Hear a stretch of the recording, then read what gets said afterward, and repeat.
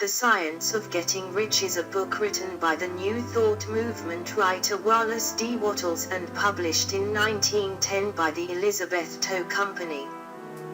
The book is still in print.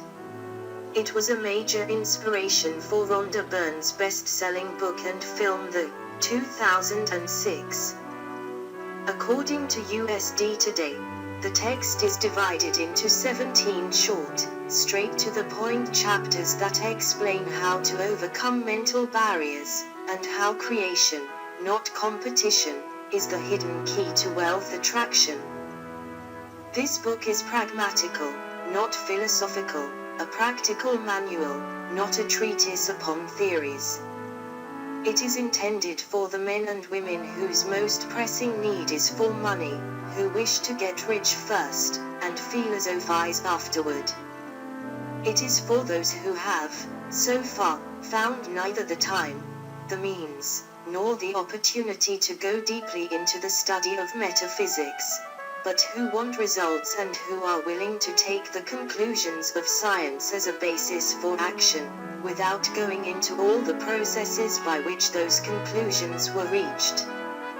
It is expected that the reader will take the fundamental statements upon faith, just as he would take statements concerning a law of electrical action if they were promulgated by a Marconi or an Edison, and, taking the statements upon faith, that he will prove their truth by acting upon them without fear. Or it is expected that the reader will take the fundamental statements upon faith, just as he would take statements concerning a law of electrical action if they were promulgated by a Marconi or an Edison, and, taking the statements upon faith, that he will prove their truth by acting upon them without fear or hesitation. Every man or woman who does this will certainly get rich, for the science herein applied is an exact science, and failure is impossible. For the benefit, however, of those who wish to investigate philosophical theories and so secure a logical basis for faith, I will here cite certain authorities.